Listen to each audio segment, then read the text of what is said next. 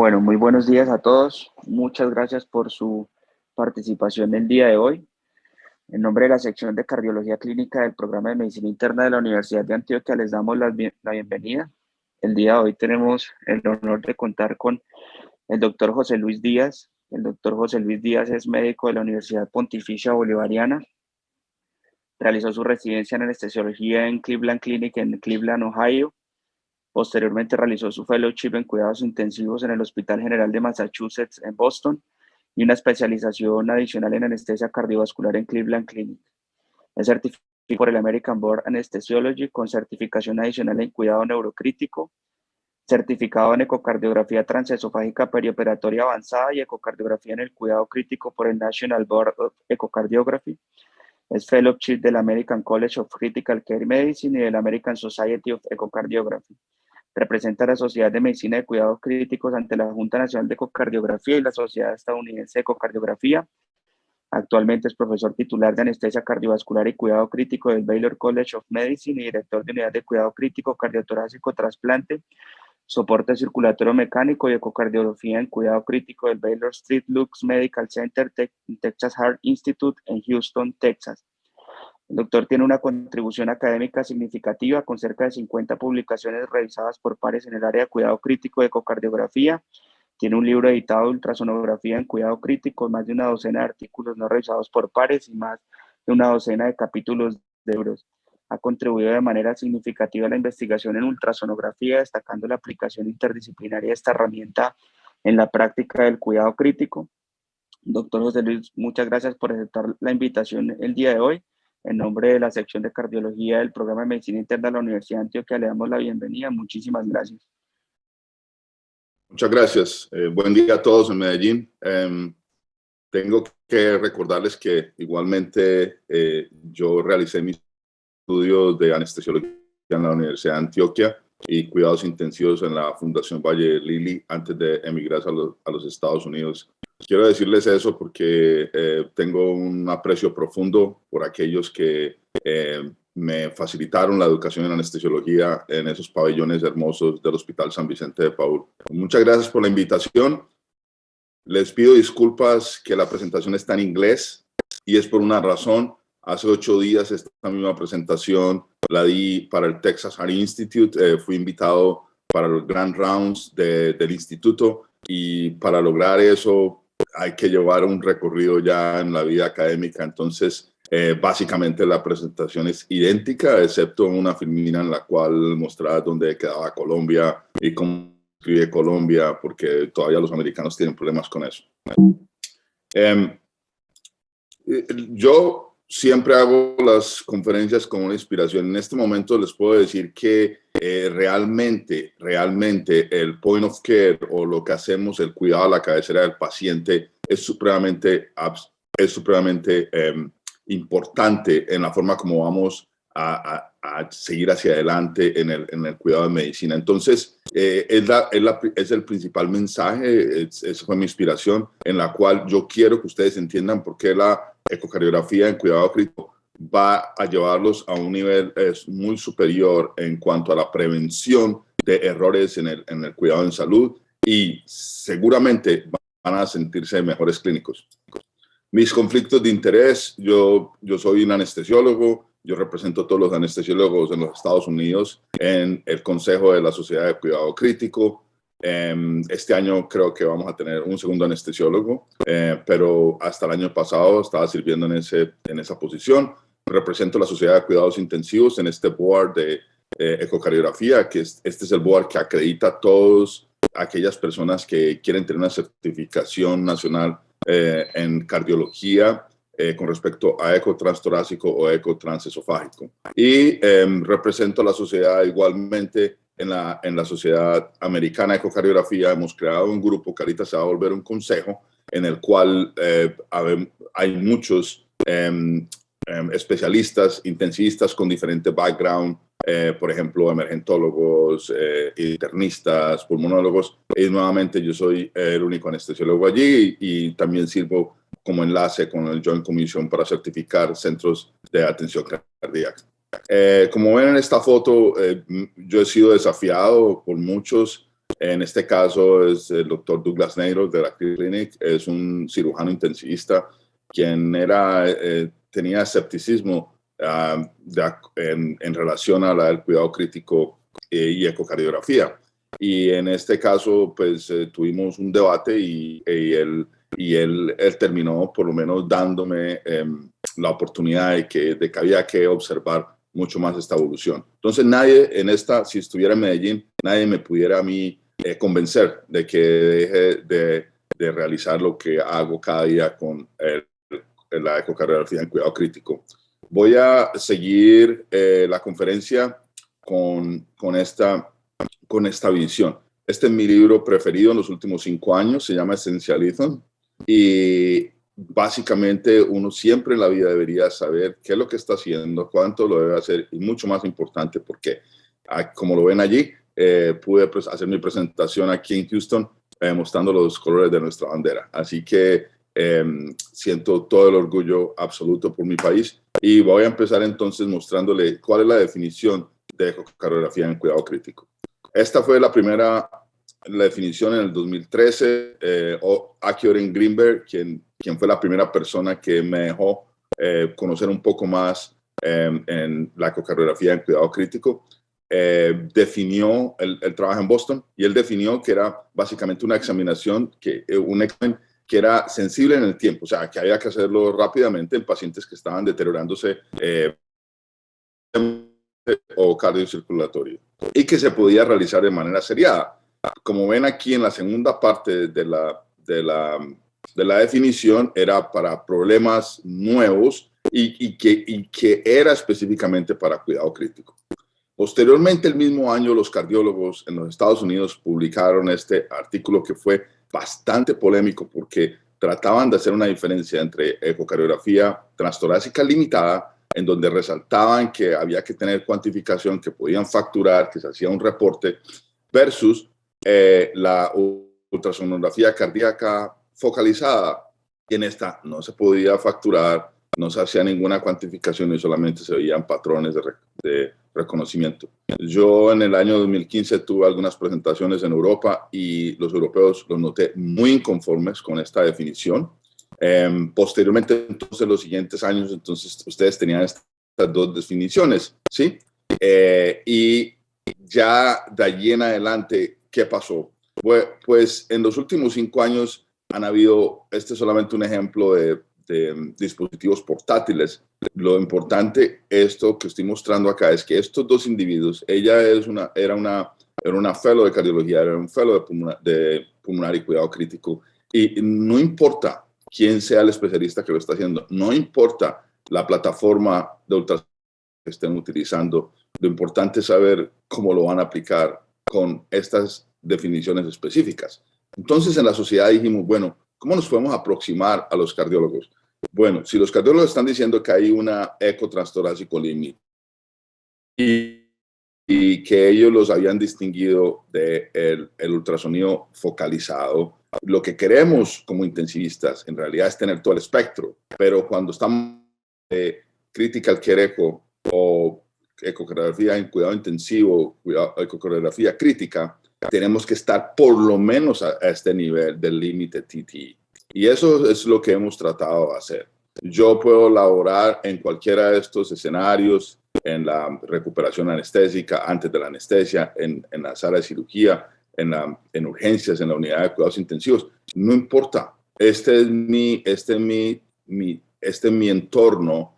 Igual el entorno de ustedes como cardiólogos puede ser que lo apliquen en la sala de medicina interna, en su consultorio, o lo llaman a urgencias.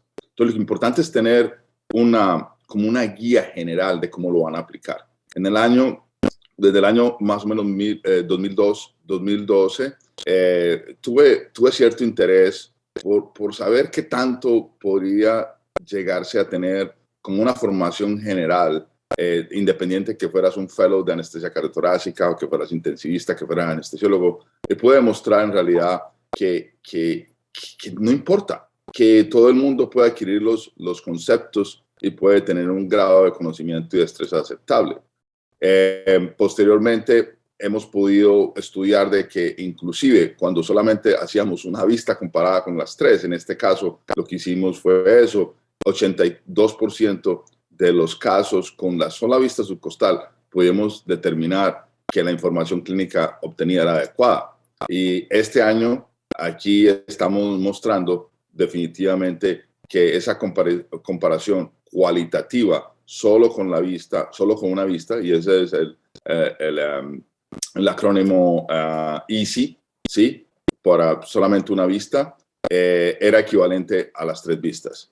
Entonces, ¿qué tenemos hasta ahora? Hombre, tenemos dos misiones distintas por dos especialistas. Los cardiólogos ecocardiografistas trabajan en el laboratorio de ecocardiografía, son expertos en hacer evaluación estructural y va orientado a enfermedades. Por ejemplo, alguien tiene un diagnóstico de fiebre reumática, alguien tiene una enfermedad de Fabry o un Marfan, y eso es absolutamente entendible. Pero ellos no necesariamente tienen que tomar decisiones al lado del paciente. Mientras que un intensivista está normalmente expuesto a esta integración clínica inmediata y nos toca tener una valoración más guiada a la patofisiología. Un paciente tiene hipotensión que no es diferenciada. ¿Cuál será la etiología de hipotensión? Puedo hacer un screening, estoy haciendo un diagnóstico que es un taponamiento, lo voy a monitorizar, inclusive puedo drenar el derrame pericárdico, lo necesito monitorizar, entonces lo estoy utilizando hasta como herramienta en procedimiento. Esto es muy distinto. No quiere decir que tengan que ser excluyentes. Yo tengo una relación absolutamente fenomenal con el director del laboratorio de ECO. En realidad, él es el actual presidente en los Estados Unidos de la Sociedad Americana de Ecocardiografía, el doctor Ray Steinbach. No tiene nada de problema en apoyar el papel de ambos especialistas. De manera pues que la vida me dio la oportunidad el año pasado de publicar este artículo y en esa segunda línea estoy resaltando de que esa integración clínica inmediata es lo que en realidad, digamos, nos lleva a que el intensivista esté empoderado a hacer lo que necesita por un paciente. Y eso difiere de la misión de un cardiólogo o de un radiólogo. De mi manera, desde el punto de vista personal, creo que hay que entender que hay ultrasonografía en medicina clínica. Hay gente que se dedica a cómo el ultrasonido se puede hacer, inclusive en la NASA, en el espacio, en ecostetricia, etcétera. Cuando ya venimos a la aplicación, a la cabecera del paciente, dentro de ese POCUS está la ecocardiografía crítica. Y la idea de lo que nosotros tratamos de hacer en el National Board of Echocardiography es en realidad tener más la parte avanzada. Y les voy a mostrar cómo.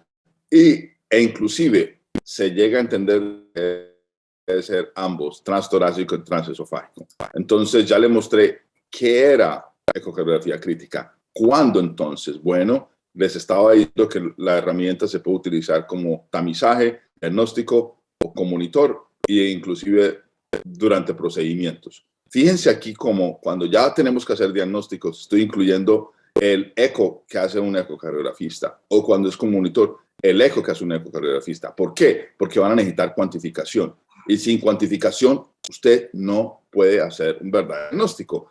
Y yo tengo que entender de que el POCUS en este caso puede llegar a ser limitado. Sería muy difícil, por ejemplo, diagnosticar un HOCM, una obstrucción dinámica al tracto de salida del ventrículo izquierdo solamente con POCUS. Aún inclusive tuvieran doble color. Hay que determinar gradientes, hay que determinar velocidad, etc. Y por esa razón, aquí ven cómo entonces la ecocardiografía formal y la que podemos hacer, la ecocardiografía crítica, tienden a ser complementarias. Y hay estudios que muestran que aunque los estudios formales de ecocardiografía no se disminuyen, son complementarios y están en el mejor beneficio del paciente. Entonces, ¿qué tenemos hasta ahora? La herramienta para utilizarla como monitor, esa sería la mayor utilidad. No tengo que poner un Swan-Ganz. Yo he hecho pacientes inclusive siguiéndose en la sala de operaciones, saliendo de la sala de operaciones, no poniendo un Swan-Ganz, solo con ecocardiografía, pero el problema es que se necesita mucha experiencia. Y para obtener esta experiencia, esto no se hace con un curso de un fin de semana. Mi primera institución fue la Cleveland Clinic y todos los días ibas a trabajar y tenías este anuncio enfrente tuyo. Fue un verdadero desafío empezando. Yo no soy cardiólogo, yo no soy cirujano cardiovascular y como ustedes saben, probablemente esta es la institución con mayor prestigio en los Estados Unidos en este campo específico. Sin embargo, es bueno porque uno debe ser retado al principio de su entrenamiento y por eso esto va dirigido a ustedes, los residentes de cardiología. La mejor parte de la carrera es el principio de ella. Si yo no hubiera estado en ese momento en Cleveland Clinic, cuando abrieron este pabellón de más de 450 camas, no hubiera podido tener la experiencia que me llevó a tener todas estas destrezas que tengo hoy por hoy. Entonces, yo en ese momento estuve muy involucrado en esta unidad de soporte circulatorio mecánico y trasplantes. Y en ese año, en el 2009, aquí, como ven, en enero del 2009, mi segundo hijo nació, pero también tenía otro hijo. Era un CX50 de Philips y las enfermeras siempre me molestaban y ponían este cosito que ese era el anuncio ese, que ese era el pequeño José, porque yo no podía ver pacientes si no tenía mi máquina al lado. ¿Qué pasó? Un día a las 2 de la mañana un paciente hizo paro. Yo estaba de turno, fui a la cabecera. El paciente le habían hecho un Collins-Nissen. Como saben, un paciente con esta cirugía usted no le puede hacer un eco transesofágico. Entonces, en ese momento utilicé el eco transtorácico, documenté un taponamiento pericárdico y le salvamos la vida al paciente. El doctor Thomas Rice es uno de los cirujanos torácicos más influyentes en los Estados Unidos y me dijo: muchas gracias por haber salvado la vida. ¿Sabes qué? Cuando estaba haciendo la cirugía intraabdominal, creo que con un punto de sutura laceré la parte diafragmática del corazón. En los siguientes meses me mandaron un paciente de la unidad médica para empezarle ECMO. Esta era la radiografía en ese momento. Sí, en ese momento igual me da mucho orgullo mostrar este clip porque es un clip de un iPhone. En ese momento, en el 2010, ni siquiera yo podía poner esto en la historia clínica electrónica. Hoy por hoy ya podemos hacerlo. Entonces, aquí les estoy mostrando cómo se ve, ¿sí? Un derrame pleural, ¿sí? Importante. Este básicamente era bilateral. Se le drenaron secuencialmente, ¡pum! Y este paciente en menos de 5 horas lo estaba enviando de nuevo a la MICU. Aborté un ECMO que no era necesario en un paciente con una obesidad mórbida. Y entonces uno empieza a decir, bueno, ¿por qué lo hago? Pues sencillamente porque tienes una herramienta que tiene una confiabilidad diagnóstica superior a una auscultación o a la radiografía de tórax. Y como ven aquí, para la documentación de derrame pleural es muy superior. Y esto se conoce desde hace casi 2 décadas. Igualmente he podido tener la oportunidad de desafiar en cierto aspecto a aquellos especialistas que, por ejemplo, dicen que no, en el campo de ellos no es aplicable. En cada campo de medicina hay aplicación para la ultrasonografía. Y en este caso, imagínense pacientes que llegan a su institución con isquemia aguda cerebral, ¿sí? Y le quieren hacer una tromboendarterectomía mecánica y resulta que no se olvidan de que estos pacientes también tienen riesgo cardiovascular.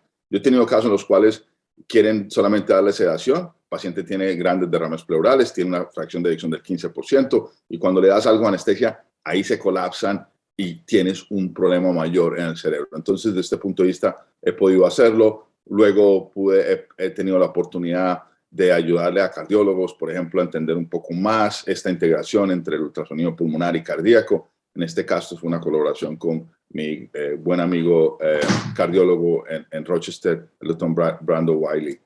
Y los cardiólogos también deben entender de que hay otros especialistas que, aunque no sean cardiólogos, se están preparando muy bien. En Estados Unidos hay un buen número de nefrólogos intensivistas y en este caso, en esta publicación, ven aquí cómo ellos están básicamente apoyando el concepto de que la ecocardiografía crítica avanzada, vean todos los parámetros que ponen aquí.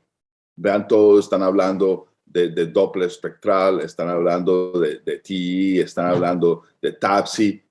¿Cuándo ustedes en la vida habían escuchado a nefrólogos hablando de estos términos? Nunca. Pero hoy por hoy, de nuevo, nuestra especialidad es muy multidisciplinaria y todo, si va en beneficio del paciente, no deben haber obstáculos. Deben haber facilitadores, deben haber sponsors, deben haber mentores. Entonces, en la última década hemos podido tener un buen progreso. En esta publicación en la cual participé siguiendo el liderazgo de Antoine Villard-Barón, en mi humilde opinión, probablemente el ecocardiografista, el cardiólogo intensivista que ha tenido las mejores publicaciones en este campo. Él nos trajo juntos gente de 3 continentes y teníamos que hacer una tarea, ¿vale? Teníamos que hacer una pirámide que era lo más importante en ecocardiografía crítica. Y allí, de manera secuencial, vean el número 1, el número 2, pero resalto el número 2, porque en mi práctica, si usted va a mi hospital en estos momentos, es inaceptable que me llame un residente, me llame un fellow o me llame una nurse practitioner, una enfermera pues, que nos ayuda en el equipo, a decirme que el paciente está hipotenso y no tiene el eco a la cabeza del paciente. Eso es inaceptable, porque ya hay buena evidencia de que uno acorta el tiempo de determinar cuál es la etiología de la hipotensión. Y aquí entonces pueden ver inclusive cómo pudimos incorporar el hecho de que se debe tener ecocardiografía transesofágica y bueno, inclusive podemos decir que también era importante inclusive en ECMO. Y todo esto es evolución. Entonces, nosotros no estamos pretendiendo que todo el mundo tenga destrezas de ecocardiografía crítica avanzada, por lo menos la básica y muy claramente para para el manejo inicial de pacientes con hipotensión. Ahora, ¿por qué? Este va a ser los siguientes 20 minutos, o sea, la mitad de la charla va a ser por qué yo creo que esto es lo que se debe hacer. Y lo más importante. Primero que todo, hace unos 5 años, uno de nuestros líderes definió cuál es ese grupo de destrezas que un intensivista debería tener hoy por hoy. Y allí lo ven. Tenemos que tener esa experiencia, tener una maestría en ultrasonografía y ecocardiografía. Por supuesto, el manejo de la vía aérea sigue siendo crucial y, por supuesto, el soporte circulatorio mecánico. Entonces, ustedes ya ven cómo me debo sentir yo liderando un grupo aquí en Houston, donde desde los 70s ha habido un legado con la medicina cardiovascular. Yo necesito eso. Ese es el núcleo, es la base para mi grupo, para atender a los pacientes de la mejor manera. Entonces, cualquier miembro de mi equipo tiene que ser un novato avanzado. Mis fellows logran competencia y algunos de ellos llegan a ser proficientes. O sea, llegan a ser, tienen ya un nivel de destreza muy alto. Ya para ser expertos, definitivamente también eso se debería acompañar de publicaciones. Pero para uno volverse competente, no solamente se necesita esa parte individual, es más complejo. Yo manejo equipos, entonces el aprendizaje colectivo es importante, porque si, digamos, en un futuro ustedes me invitan a hacer una ronda en el Hospital San Vicente de Paúl y yo me voy, es mi responsabilidad que en mi ausencia mis colegas puedan hacer lo mismo. Y esa es la razón por la cual todos los estudios que se hagan, la validez externa sea impecable. Entonces, el aprendizaje colectivo es fundamental. El governance es esa parte política. Ir a hablar con los cardiólogos, ir a hablar con los neumólogos, estar seguro que hay un respeto mutuo, estar seguros que hay no solamente un respeto mutuo, sino la confianza. Un cardiólogo va a confiar en un concepto que yo dé. Ahí me ha tocado. Y después les puedo decir historias cuando estemos en la discusión. Y por supuesto la tecnología. Yo sé que hay limitaciones económicas en nuestro país, pero igual, si por ejemplo anoche alguien me escribió y me dijo, ya tengo un Butterfly. Tiene un Butterfly. Bueno, ok, ya tiene algo de herramienta que puede hacer con las otras 2 cosas. Entonces pudimos desarrollar una vía para tener la certificación en ecocardiografía crítica. Y entonces, ¿por qué? Porque necesitamos una valoración formal que probara que usted usted era un experto integrando los conceptos, digamos, teóricos y destrezas motoras. Entonces, esa es la idea de la ecocardiografía crítica, la certificación. Y que era en el ámbito de ecocardiografía, de cuidado intensivo. O sea que, por ejemplo, si alguien es solamente anestesiólogo cardíaco, no es que va a venir, no, yo me voy a certificar, porque tiene que demostrar de que trabaja en cuidados intensivos. Entonces, aquí si ustedes van a la web, ahí establecen cuáles son esas razones. Fue importante establecer ese dominio de práctica, que haya, no es que estemos ahí como clandestinos, no, ya todo el mundo lo reconoce, eso es una certificación nacional, es algo serio, es solamente para médicos en estos momentos. Lo que queremos que haya un crecimiento profesional, individual, que la calidad de la ecografía se mejore. Y el público lo va a saber y queremos que los pacientes sepan que queremos tener una mejor atención de ellos utilizando la herramienta.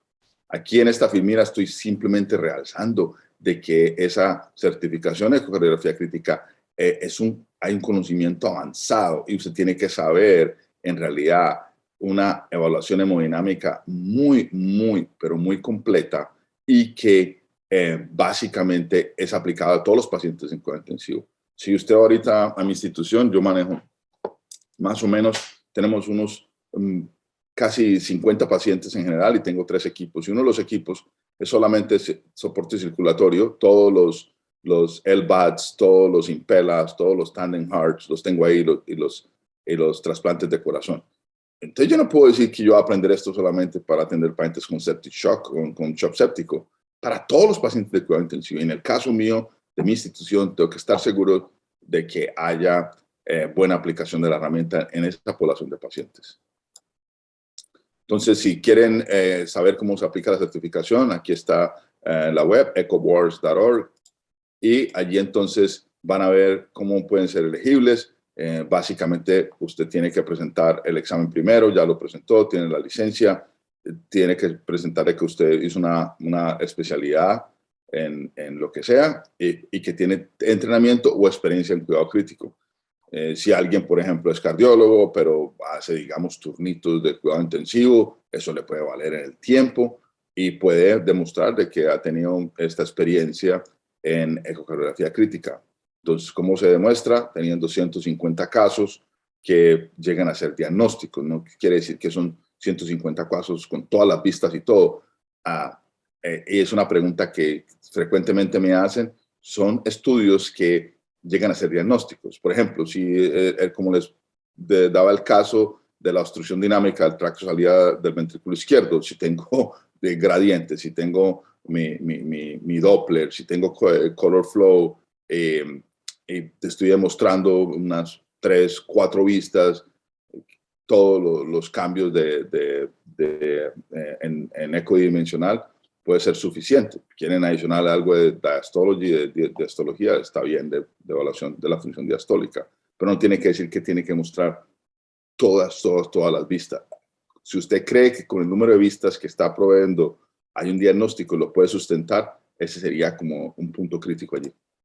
Entonces, ¿qué evidencia hay? Porque esto es lo otro. Yo me digo, bueno, José, ¿pero qué evidencia hay? Bueno, digamos, este fue uno de los estudios que yo decidí mostrarles, porque, por ejemplo, desde esa época, hace una década, mostraron que la gran mayoría de cambios que uno podía mostrar cuando se hacía de pie a cabeza era básicamente cardiopulmonar. Eran hallazgos cardiopulmonares, ¿sí? Y, digamos, era muy prevalente para hacer procedimientos, era el derrame pleural. Entonces aquí ven cómo yo en realidad, yo no hago tanto ultrasonografía para documentar una colecistitis en cuidado intensivo, ¿sí? No me siento tan cómodo de decir, sí, vaya solo al quirófano. Yo no, pero desde el punto de vista cardiopulmonar, absolutamente. Si usted habla con un emergentólogo, ellos lo utilizan más en urgencia, de pronto ellos hacen más abdomen que corazón, por ejemplo. ¿Qué ha pasado con las publicaciones en cuanto a ecocardiografía crítica y ultrasonido de cabecera cardíaco? Como se dan cuenta aquí en los últimos 5 años, una verdadera explosión. Y estos son todos los temas que se han ido abordando desde el punto de vista de función ventricular izquierda, patología aórtica, perioperatorio, etcétera. O sea, mucho, pero el 30% ha sido en cuanto a función y estructura cardiovascular. Y les quería simplemente, con el ánimo de que engendremos un respeto mutuo, en los últimos años ha habido un mayor crecimiento en publicaciones por anestesiólogos e intensivistas y emergentólogos en comparación con cardiólogos, como lo ven aquí. Y esto es importante porque esto les está diciendo que la herramienta está teniendo una buena aceptación en otros campos y ustedes como expertos en medicina cardiovascular pudieran tener alianzas con, si por ejemplo alguien los llama de una unidad obstétrica, dice, no, ¿qué hace esto obstetra de ecocardiografía? Pero de pronto ustedes terminan haciendo un buen proyecto con esa persona y mostrando cómo es el perfil hemodinámico de pacientes preeclánticas, etcétera. Eso es a lo que yo voy aquí. No es decir que ahora lo que producimos nosotros es más importante. Es más, puede que estas publicaciones sean hasta reportes de casos. No importa, por algún punto se empieza. Y, por ejemplo, el Centro de Medicare y Medicaid, que es como la institución que nos regula acá, ya incluyó el ultrasonido, por ejemplo, la evaluación de pacientes sépticos. Entonces, fíjense cómo esto se está aplicando más y más a la práctica. Definitivamente, las bases de datos gigantes o mega database ha sido una forma últimamente de poner datos que nos dan una buena idea de cómo deberíamos seguir hacia adelante. Nuevamente, Antoine Belar-Barón participó también en esta publicación y entonces, ¿qué pudieron documentar? Si en las primeras 24 horas un paciente le hacían un eco transtorácico, comparado con estos que no les hacían, en realidad encontraron que la tasa de mortalidad era menor en los que le hacían el eco transtorácico. O sea, entonces ya van viendo cómo la gente se ha inspirado, bueno, cómo podemos aplicar esto más a la práctica clínica. De hecho, hemos tratado de facilitar en entendimiento y crear especies de fenotipos y hallazgos. Entonces, en este caso, por ejemplo, organizamos los clústeres en el cual este primer clúster era más como choque hipovolémico distributivo. Estos necesitaban de pronto más resucitación, pero en el clúster 2 ya tienes difusión ventricular y puedes guiar mejor tu terapia. En el clúster 3 la falla ventricular derecha es absolutamente distinta, ¿sí? De hecho, en ese mismo año, el doctor Antoine Belar-Barón con su grupo, en mi opinión, es probablemente el grupo más respetado en el mundo en cuanto a investigación en este aspecto. Y ellos tienen una ventaja ya, y es que, en mi opinión, los comités de ética de pronto son un poco más permisivos que en los Estados Unidos, pero para mí hacer un estudio con eco transesofágico con pacientes sépticos no sería tan fácil. Tendría que justificar porque voy a hacer algo que sería algo invasivo. En todo caso, él lo hizo, 360 pacientes sépticos, les pudo poner el eco transesofágico y determinó estos 5 fenotipos. Entonces, imagínense ya usted teniendo estos fenotipos, ya sabe, entonces si alguien persiste con hipovolemia, pues le da más líquido. Si alguien tiene falla ventricular derecha, tiene que cambiar la ventilación mecánica, etc. Entonces, esto es importante porque esto nos da algo más de cuidado individualizado al paciente. Y esto está viniendo de lo que estamos produciendo en cuidados intensivos.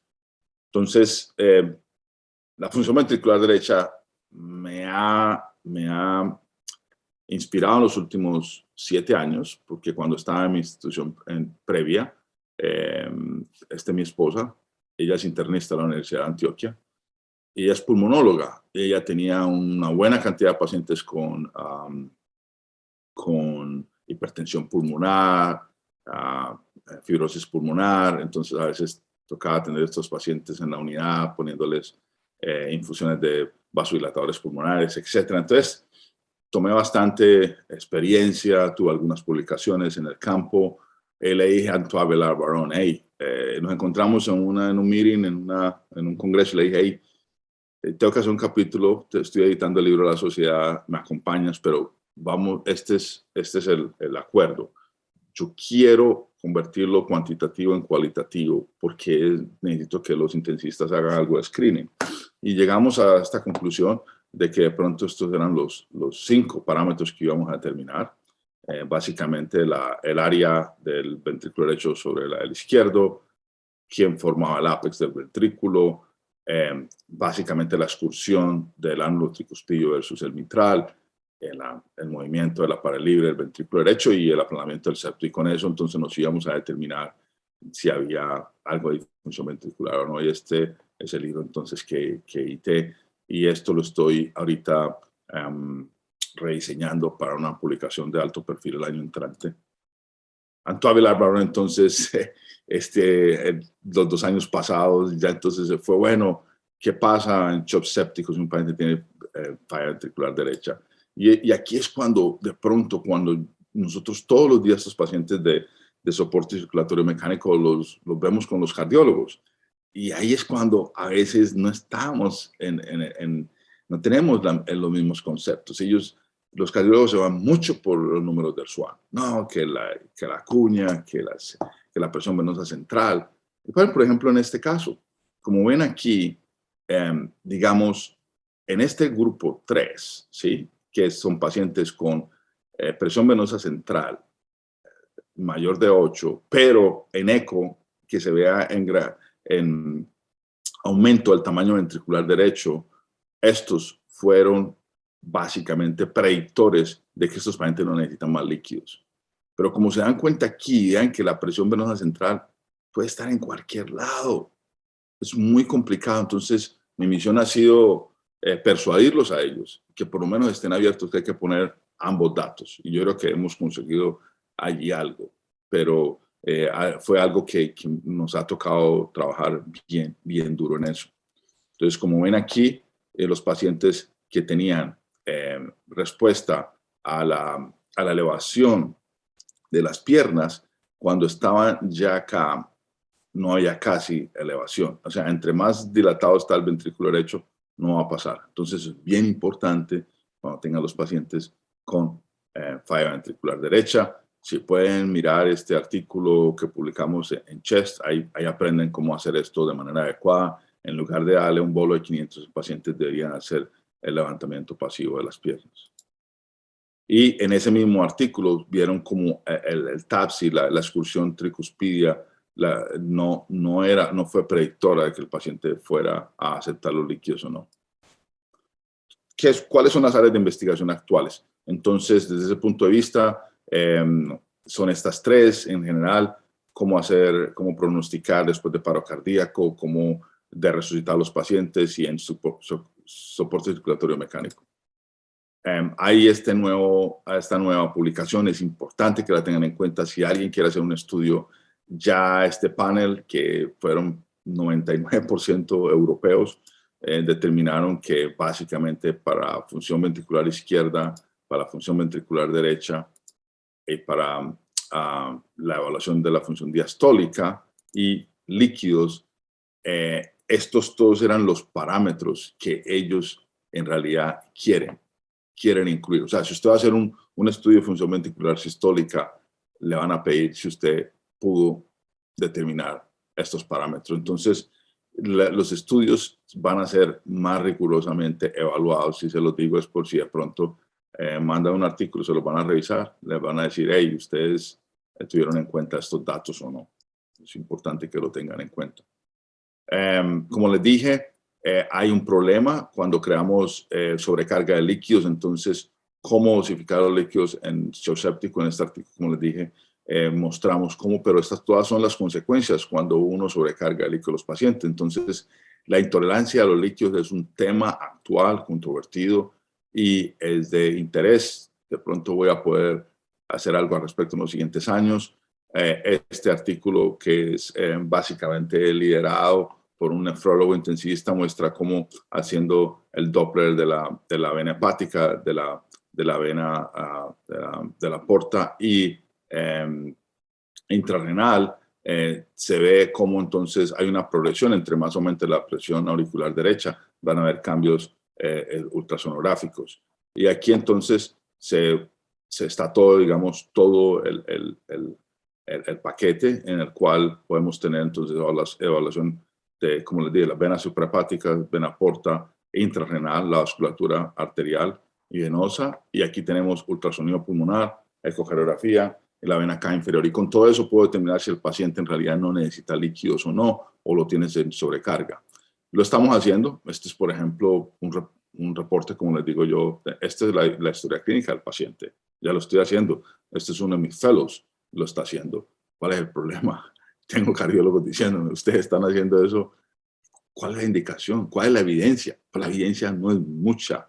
En realidad, yo diría que estaría más desde el punto de vista como todavía en series de casos o estudios observacionales, pero no hay nada definitivo. La inteligencia artificial ha llegado también, la cardiografía crítica, creo que nos va a cambiar las cosas porque le va a ayudar a la persona a obtener las vistas que debe utilizar. Vamos a poder tener ahora ya más cuantificación, vamos a poder tener Doppler y esto va a cambiar las cosas, va a volver mucho más potente la herramienta al lado de la cabecera. At the left parasternal border in the third or fourth. En este caso, yo, por ejemplo, antes hacía disecciones con corazones de cerdos o básicamente usaba esta ayuda de la Sociedad Americana de Ecocardiografía para enseñarle a mis fellows cómo entender las vistas. Pues le tengo noticias. Esta es una estudiante de medicina paisa que está en la Universidad de Minnesota y que está empezando una colaboración conmigo. En este caso, ella estamos organizando una publicación y en este caso un paciente que tiene una cardiopatía hipertrófica severa y terminó necesitando trasplante de corazón. Y le muestro esto porque este es el paciente. El paciente entonces es trasplantado y luego sacan y de ex vivo pueden crear, ¿sí? Pueden hacer esta resonancia y con eso entonces pueden después crear este tipo de modelos. Aquí lo tengo en mi casa, es un regalo que ella me envió. Entonces tengo ya cómo aprender, le puedo enseñar al fellow cómo las vistas inciden en el corazón de manera importante de casos reales, de casos con patología. Entonces esto es bien importante porque no solamente la persona está entendiendo cómo son todos los cortes ecocardiográficos, pero también lo está viendo de pacientes con patología. Entonces esto es algo que vamos a seguir trabajando y es muy, muy, muy aceptable en estos momentos. Finalmente, les confieso que el siguiente desafío que tengo es liderar las guías. Espero que en los siguientes 18 meses podamos llevar a cabo el update, o sea, hay que renovarlas. Estas fueron las últimas guías de ultrasonografía en cuidado crítico, la parte cardíaca, entonces probablemente cambiemos el título y lo voy a liderar con la doctora Sarah Nikravan, quien también es una anestesióloga intensivista de la Universidad de Washington en Seattle. Entonces espero que allí pueda abordar algunos de estos temas controvertidos en cuanto a la investigación actual. Y igualmente estoy desarrollando una maestría en calidad y me ha motivado mucho el hecho de que algunas personas, algunas entidades en los Estados Unidos han puesto el focus de la ortosonografía como una herramienta que puede atentar contra los pacientes, es decir, que van a haber errores diagnósticos. Este es uno de mis profesores, el doctor Newman Tucker, quien está aquí exponiendo cómo uno debería entender hoy por hoy en realidad los errores diagnósticos. Entonces esto es algo que se me viene encima, que quisiera trabajar más. Yo quisiera que ningún médico sea acusado de que por utilizar la herramienta ahorita está involucrado en una demanda. No hay evidencia al respecto, pero ustedes saben cómo son las cosas. No solo se necesita de un mal diagnóstico con un mal pronóstico y la persona tendría problemas legales. Para terminar, termino con estas 3 foticos.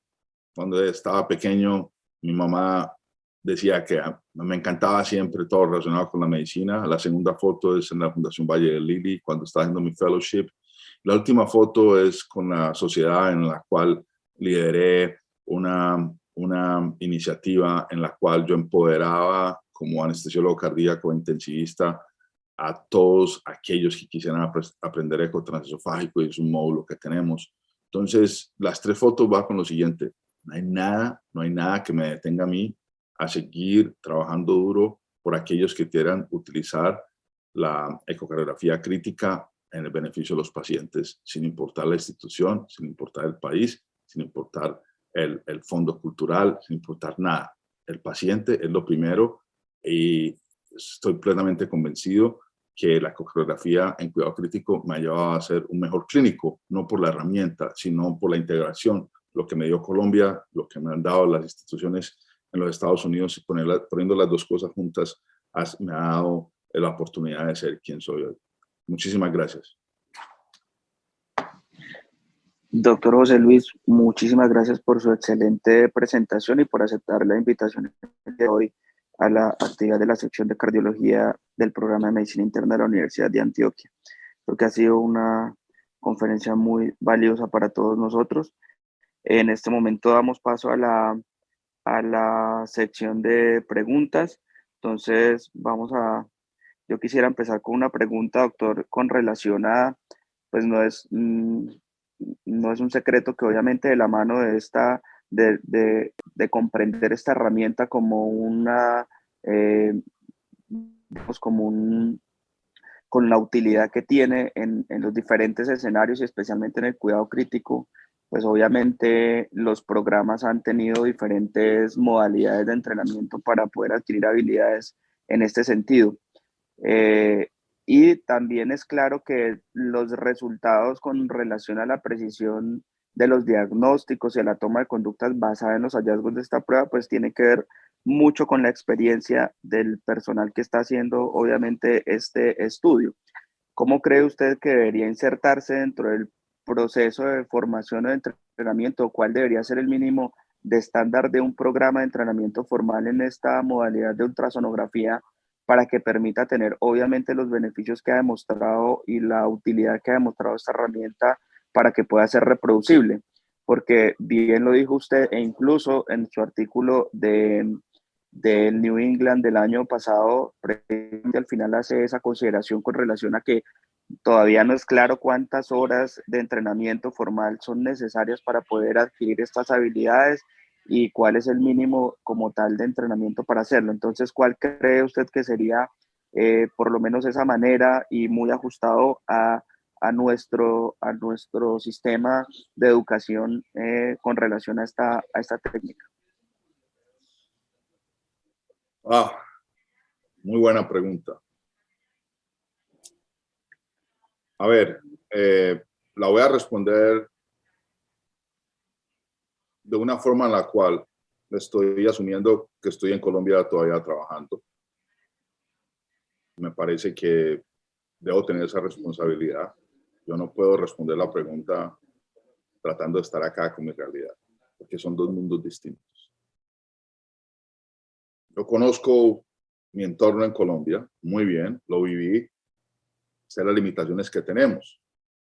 Pues si pudiera retroceder el tiempo, pudiera exigir de que por lo menos hubiera algo concreto, algo en el cual ustedes en cardiología, con todas las otras especialidades, organizaran un comité dentro del hospital y hicieran preguntas del uno al otro.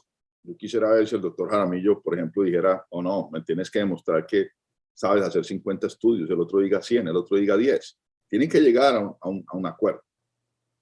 Eso es, yo no estoy, digamos, preocupado por el hecho de ponerles a ustedes unas filminas que las vean y todo el mundo vaya y mire todas las presentaciones y escuche y todo. Eso es una cosa, e inclusive les puedo hacer un examen. Otra cosa es responder una pregunta en un momento, por ejemplo, en un paro cardíaco. Por ejemplo, una persona que esté en colapso cardiovascular y vaya a hacer algo paro, o alguien que tenga una dificultad respiratoria aguda muy grave y tengan que intubarlo porque tiene un tromboembolismo pulmonar. Eso es distinto.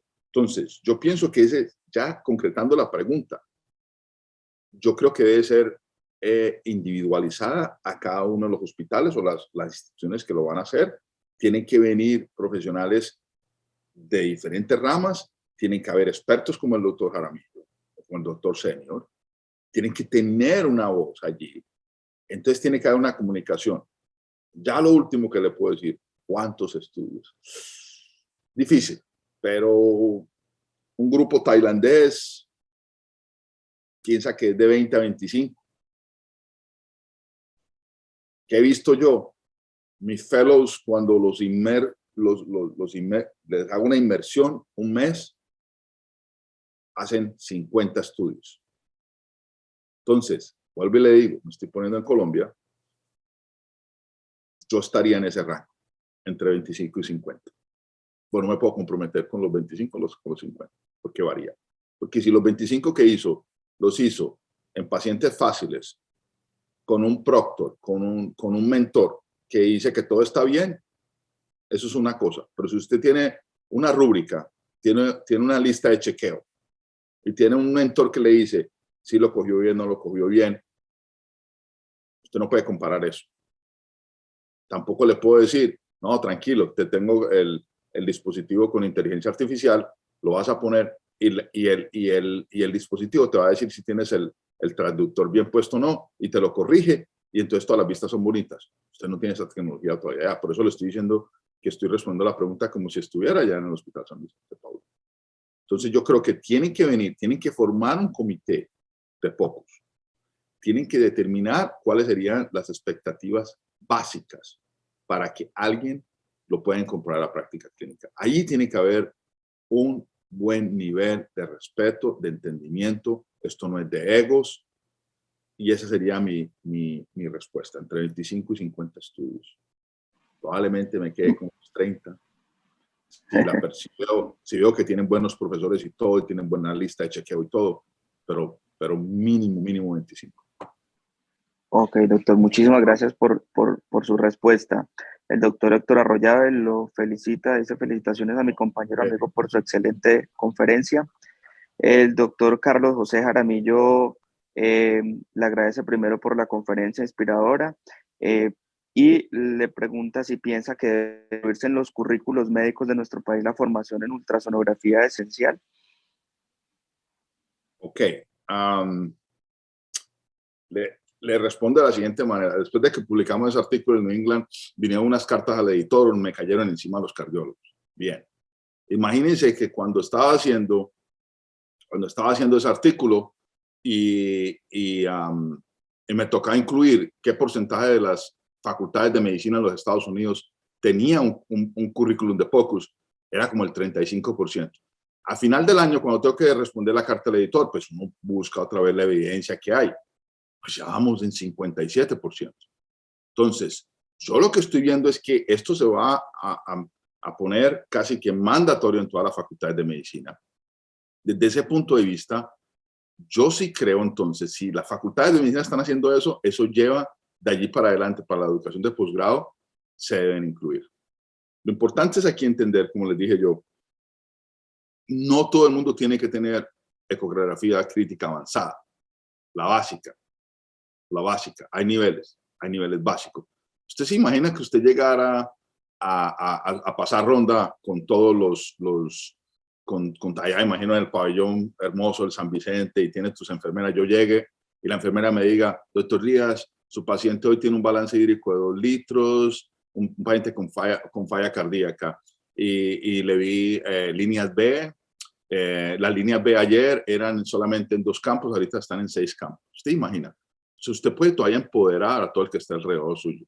Entonces, lo básico yo se lo haría a todo el equipo. Ya el avanzado sería entre más complicado sea el paciente. Están atendiendo un paciente con falla después de un trasplante cardíaco, un paciente que tenga una impela o que tenga un balón de contrapulsación, etcétera. ya yo me iría más con la rigurosidad de los cardiólogos. Pero yo sí se la daría a los currículos médicos del país. Listo, doctor, muchas gracias. El doctor Luis Guerrero dice una pregunta, tuve un IMC 3 años, se taponó el stem por una trombosis hace 15 días. No entiendo acá la pregunta. El doctor Juan Manuel Senior le agradece por su excelente conferencia y le informa que desafortunadamente tuvo que desconectarse por una urgencia en la sala de hemodinamia y le envía un abrazo, doctor. Juan Manuel es una gran persona, un tipo supremamente inteligente. Muchas gracias. No veo en este momento más preguntas en el chat, doctor. No sé si quiera hacer alguna intervención final para la audiencia.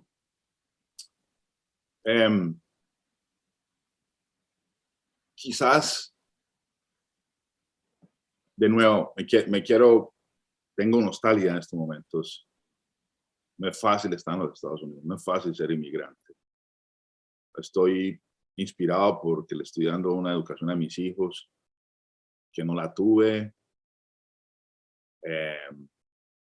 Pienso que el valor que tenemos como colombianos es esa voluntad de salir adelante, es esa voluntad de ser mejores. Y de pronto lo que yo no hacía en Colombia, que ahorita lo hago acá más, es sacar un poquito de tiempo para pensar. Mi familia sabe cuando me voy al patio de la casa a regar las matas, papá está pensando. De vez en cuando puedo sacar unos días libres y me voy a pensar. Y mis mejores ideas con respecto a la ecocardiografía crítica ha sido en esos momentos. Nosotros trabajamos mucho, muchachos. Todo el mundo, todos los días. Dele. Y llega un momento en que uno se automatiza tanto que no puede uno abrir la mente para pensar. Yo quisiera ver trabajos originales saliendo de mi país. Si alguno de ustedes toma un poco de tiempo para pensar, así sea una horita a la semana, que saquen, no textos, no andar viendo videos, nada.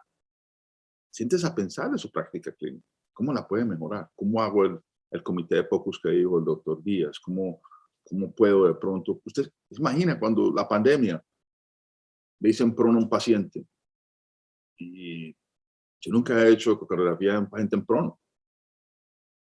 Me tocó pensar, luego lo apliqué y eso fue una felicidad increíble. Entonces, con el ánimo simplemente de ser un buen compatriota, de alguien que emigró del país por muchas razones, alguien que tiene un agradecimiento absoluto por lo que me dieron mis padres, mi familia, muchos de ustedes. Yo me siento obligado a compartir este tipo de conceptos. Son importantes y espero que en los siguientes años estoy empezando una iniciativa de cómo mejorar ese proceso de inmigración, porque no es fácil, no es gratuito y es entendible. Cuando uno viene a otra cultura tiene que tener otro tipo de abordaje para poder ser uno más productivo, ¿sí? Entonces, esos serían mis conceptos en cuanto a cómo ustedes podrían hacer las cosas mejor. Todavía me acuerdo en el Hospital San Vicente una vez le hizo un hematoma a una paciente cuando le tocó una línea central y era ciegas.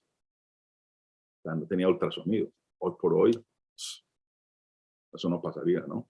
Entonces uno tiene que irse de nuevo y pensar cómo mejoro mi práctica clínica. Piensen, muchachos, piensen porque el futuro está en sus manos. Yo nada de lo que hago hoy por hoy es por mí. Yo sigo en este país, sigo haciendo todo esto, ecografía, cuidado crítico, todo lo que hago no es por mí. por la próxima generación. Ese debe ser nuestra responsabilidad y espero que usted en un futuro piense de igual manera. Es la única forma que podemos tener un futuro mejor. No, doctor, no nos queda más que agradecimientos por su magnífica presentación y por haber dedicado este tiempo para aceptar nuestra invitación. Deseamos muchos éxitos y muchísimas gracias. Y en nombre nuevamente de la sección de cardiología del programa de medicina interna de la Universidad de Antioquia, inmensamente agradecidos. Muchas gracias. Bueno, seguro que nos veremos en un futuro. Bueno, muchísimas gracias y para todos que tengan buen día. Gracias, doctor.